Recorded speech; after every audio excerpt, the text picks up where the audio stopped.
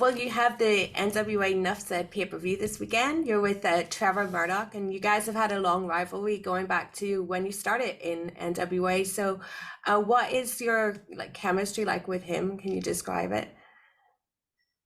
Well, you know, Trevor Murdoch and me have been adversaries on screen and we've been friends off screen. But I will say that we're not exactly at a friendship point at this point. In case you saw the live Knoxville NWA Power, Trevor decided to take some of his frustrations out on me.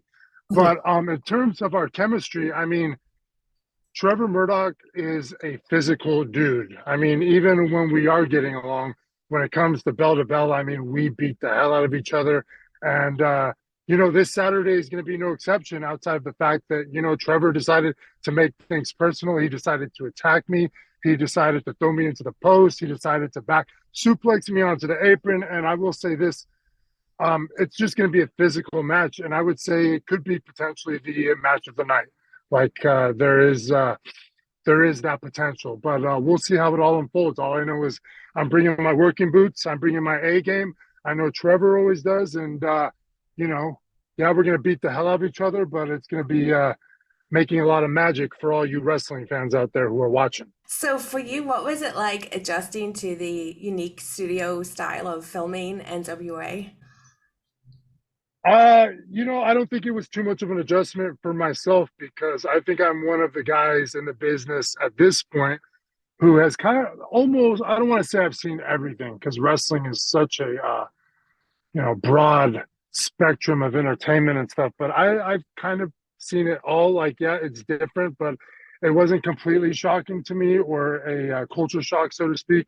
I've done various other ones, not exactly the same, but TNA Impact at points was a studio show. Rinka King with Jeff Jarrett in India, kind of same deal. You know what I mean? But some hold a couple hundred and some hold 400. I mean, they're just typically obviously not big crowds and more intimate settings and a different vibe.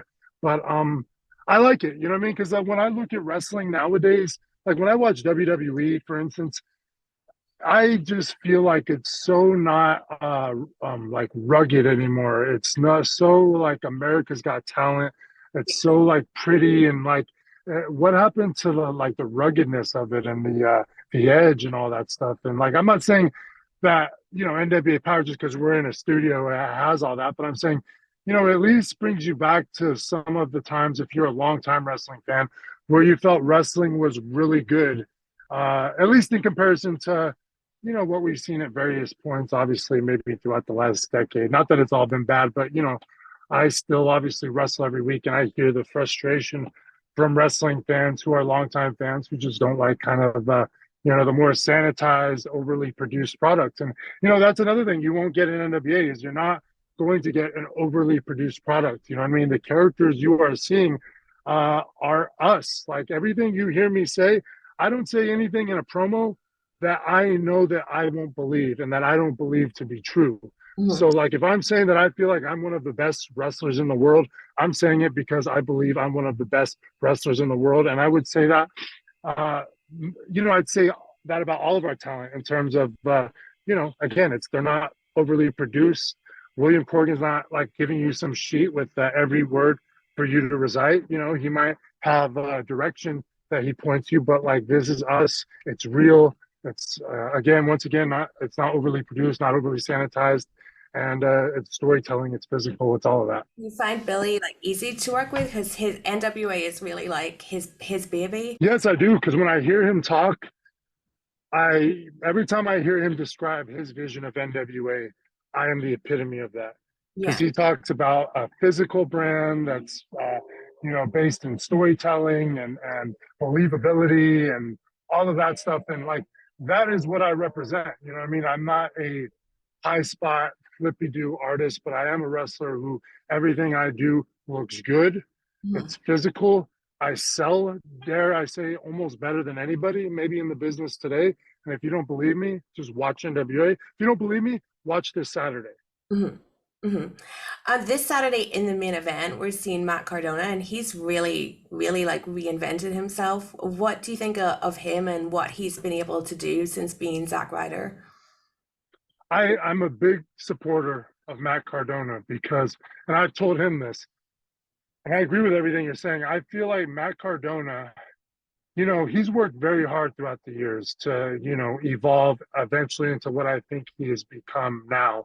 Because I feel like now, within the last year, I feel like is where he really found himself. It's not to say like, the fans have always loved him and, he had the Long Island IZ way back in the day, which, kept his career going and kept him in WWE, I think. And, he was always been really proactive on that stuff, which is what I try to do now is be more proactive about advertising myself and letting the fans know who I am. But like Cardona has found himself. I'm glad that he's a part of NWA. I think that he's a guy he's worked his ass off and he's gone he's really just created so much news over the last year. He's a buzzworthy guy and I'm just happy for him to be a part. I'm a supporter of Cardona and I look forward to hopefully having a one match with Matt Cardona at some point because I think that we can do create some magic out there and maybe have a great short term or long term rivalry. Hmm. So the fans were first introduced to you in WWE, and everyone remembers the Masterlock so fondly and the challenges so well. Like in your eyes, what do you think it was about that move specifically that really captured people and made them still remember it? Uh It was, I think it was at a point in time where it was like a back to basics thing. Yeah, And, I think a lot of people resisted it at first, even including myself, because it was so basic. It's like, oh my God, a full Nelson. You know what I mean?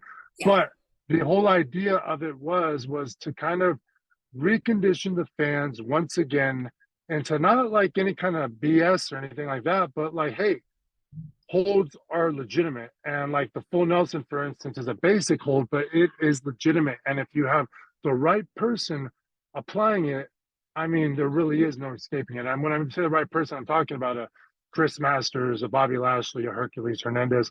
So, they just pushed the bar very high, very far in the 3 years before that. I think it was like 2003 to 2000 or 2002 to 2005. And there was a ton of injuries and they reached the point when I came in where they adopted that philosophy, and they wanted it to start kind of with me. I don't know to start with me, but it was around there. It might have been, not just with me, but other people too. But and so and it's a legitimate hold. It just needed to be presented on television every week, and you needed to see it built.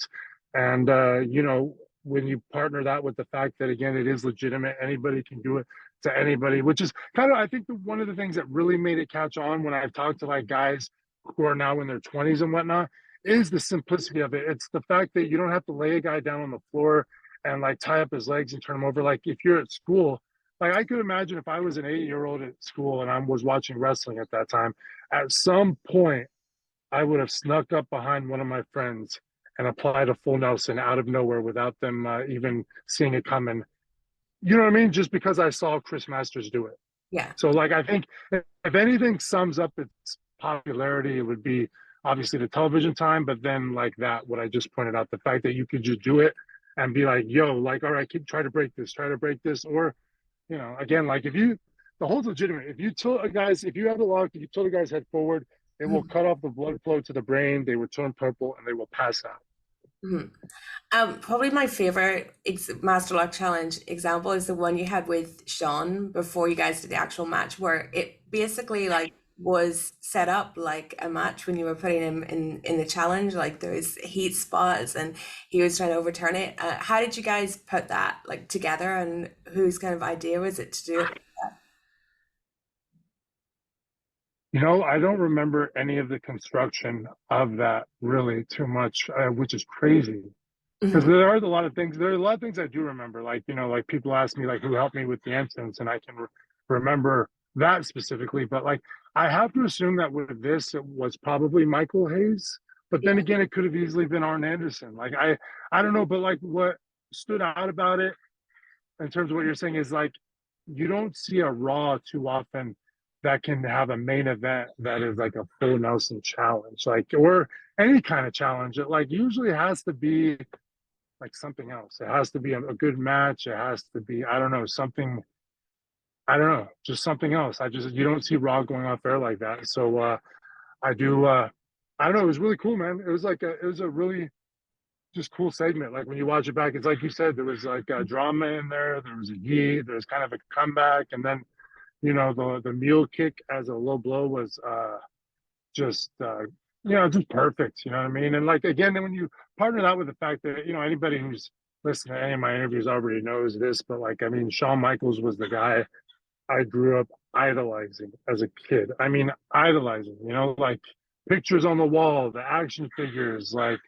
I couldn't think any higher of him. So like you fast forward to that moment and then getting to work him on the pay-per-view, and then even probably above all that, getting to work him on the live events all around the world, and share those, just be in those arenas and hear his music play and work who I perceive to be the GOAT was just one of the greatest experiences of my life, that I obviously will always cherish. Because I mean, it's very easy. I mean, think about it. He could have easily have been retired, Yeah. or retired before I got there, or maybe I was a baby face while he was a baby face. I really got so lucky that I was able to A, be there, but and when he had come back, and B, be like a heel while he was a baby face, and just the timing and all of that, like anytime people ask me about, am I bummed out that this didn't happen and like I didn't become the world champion and this and that, like, yeah, I get disappointed about all that stuff, and I'm working really hard to build, or to create some redemption for myself through NWA and my quest for the NWA world title inevitably. But when I look back at those experiences like that, working HBK and working Ric Flair, and just even being able to go to WWE and main event Raw only like 2 years into my career, maybe a year into my career, about a year, whatever it was, uh, a lot of people don't even get to do that. And so like I just cherish the fact that I was able to accomplish my dream. And now I'm just, like when you fast forward to now, there was a lot of points in time in my career where, I wasn't my best self. And I think, coming out of the pandemic and even fast forward to now with you and into Tampa, like this is the best version of myself. But basically what I'm saying is I'm going out with a bang. Yeah. When you look back at that, you were so young when you came into WWE. It's crazy. Did you think at that time? Now, when you look back, was there any something that you know now that was maybe bad advice you were given, or is there something that you would particularly tell yourself? Now, I can't remember that, so to speak, but I can remember, or I can say this. And I also have said this in an interview, but my whole goal was to get in. I decided I wanted to be a wrestler, and my whole goal was to get there as soon as possible, as young as possible, all of that. And I totally kind of neglected finishing school, and didn't even think about going to college or any of that stuff. And so when I look back, I would have just, if I could go back to myself at that point, I would have been like, all right, cool, you know what you want to do, and you're gonna do it, but like, you know a little bit of patience will actually serve you, because what I did is I was in such a rush to do it, and I did get there so young, and that's awesome that at least I was able to get there. But like I didn't acquire a lot of life skills that you acquire, whether you're trying to, trying to be whether you're going to use your math class, science class, whatever the hell class, literature.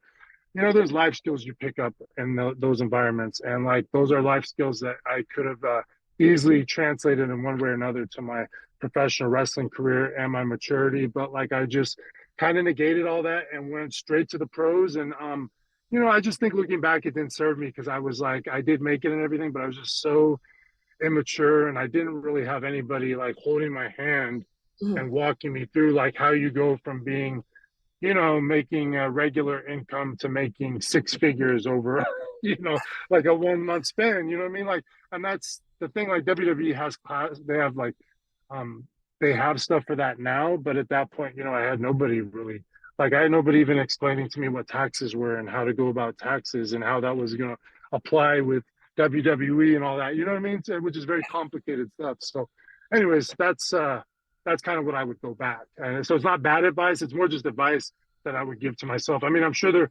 there's obviously been bad advice I'm sure I've gotten throughout the years, but like there's nothing like that hugely stands out, right? Like I would have to really think on that. Last, like a WWE centric thing, who came up with, or was it you pitched your crazy train pec flex with Aussie? Oh my God, I don't know who pitched that. It's probably Brian Gerwitz, and That doesn't surprise me. I hated it honestly. I mean, I wouldn't have minded it. I thought it was funny doing it for Ozzy Osbourne, Yeah, in that segment. But like, if you notice when I'm doing it, like if you read my face, it's kind of like, all right, you're giving me this stupid shit, yeah, and so I'm gonna fucking do it, and it'll be funny, but like this is dumb, yeah, and like, but like I would have been fine with that. And then even when they did it with Jericho, and they did a segment backstage at the Garden where it was like two Black Eyed Peas, and even that one was funny. But then they started writing it every week, and I was just like, I knew, I knew that no, that is just dumb. Nobody wants to see that every week. You know what I mean? Like I, as a wrestling fan, would not want to see that every week. And so, like, it just turned into this thing where it was just completely stupid and not funny.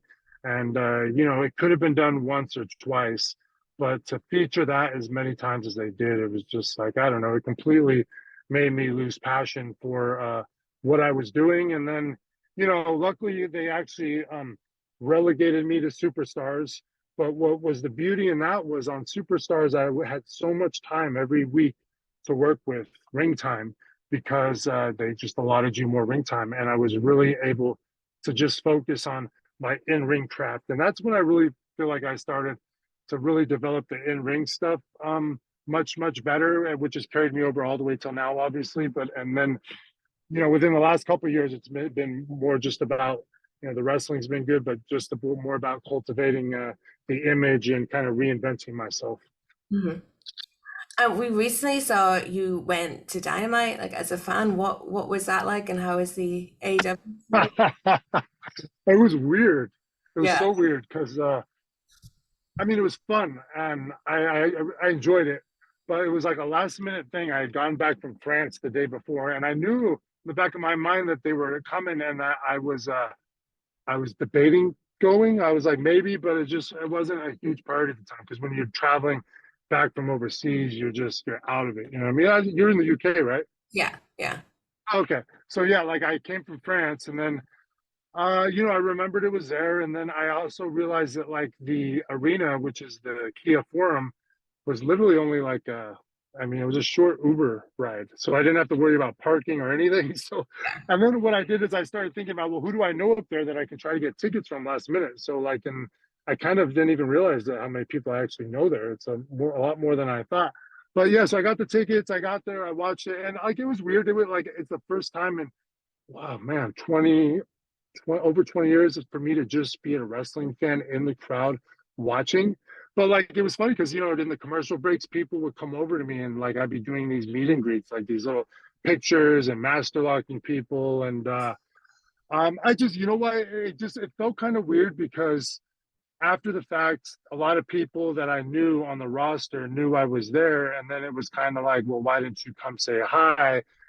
And like for me, again, it was so last minute that like I was just like, oh, I'll come watch the show, and like I don't know, I'm definitely not working or anything like that, so I'll just not not go backstage this time or whatever, and not essentially just taking up space, you know what I mean, or you know it's not anything like that. But then the funny part was is I went there and I just watched Dynamite and left, and then I just had various people that were like, well, why didn't you come back? And I was like, shoot, I don't know. That's a good question. I didn't realize how many people I knew there. Like, I think next time, like, so next time, my point is next time you gotta, come say hi to the crew. I got to watch them and it was a good show.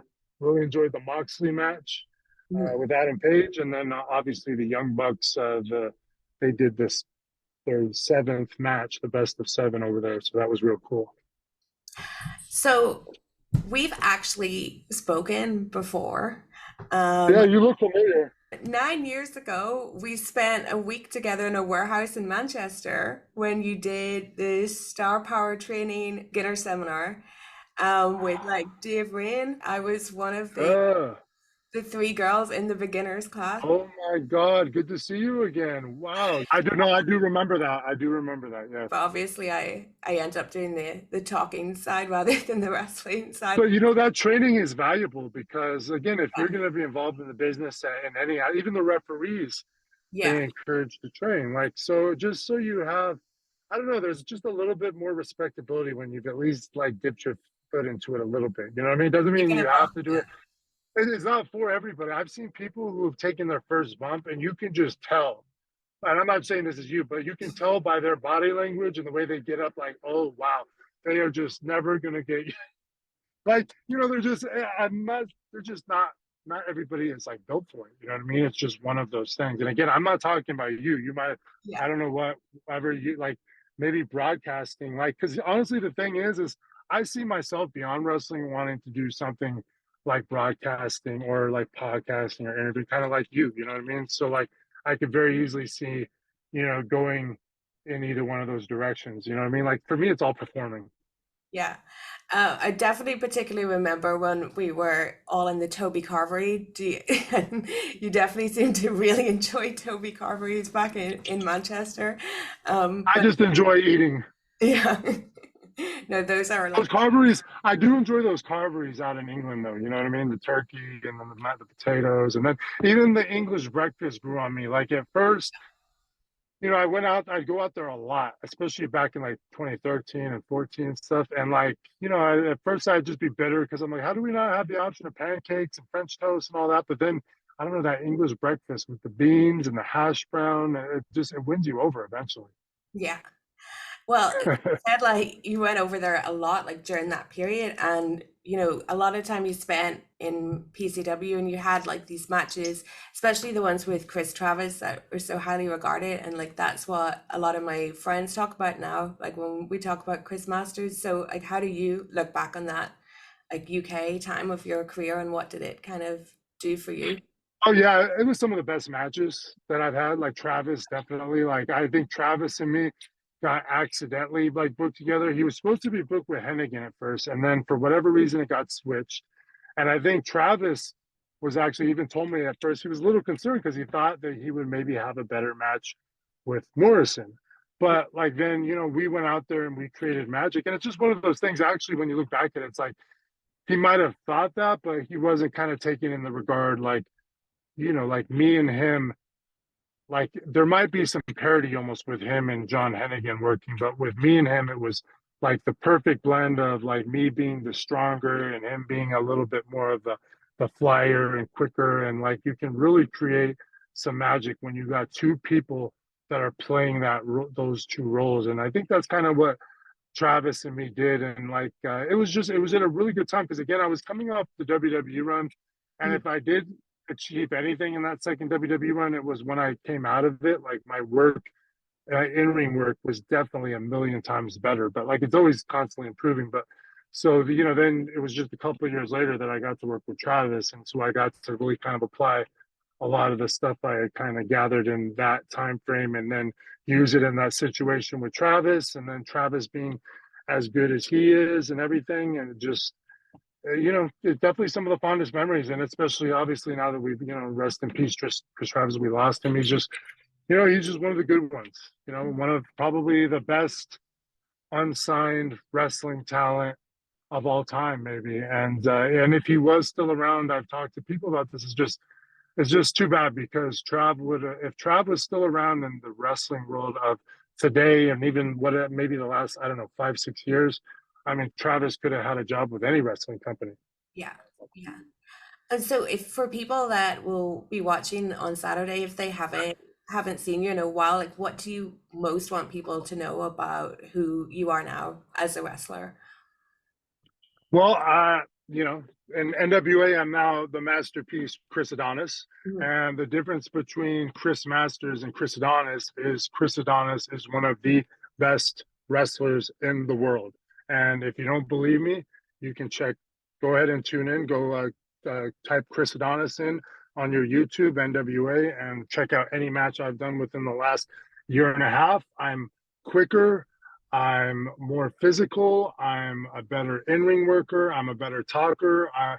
I'm just imagine Chris Masters 2.0, and that is Chris Adonis, and a completely new guy, like, a metamorphosis, if you will. And I don't know. I just think anybody who was questionable of Chris Masters, give Chris Adonis a try, and I guarantee you'll see everything that I'm talking about. This is professional wrestling is my passion. It's my love. It's the only thing I obsess about being great at every day. And I just want everybody out there to know that when you're watching me, those are the things that compel me. Mhm. And with NWA being back on YouTube, like before the pandemic, when it was on YouTube, it was like really popular. Do you think like YouTube is maybe the best outlet for people for it and for people to like get into it, it being back on there? I, I would say so because, and I mean, I'm just going to say it because I love YouTube. Yeah. I love YouTube. I mean, and I feel like I'm spent a couple years in Canada. In 2018, I went up there because there was a girl that I was dating, and I didn't want to buy a cable plan.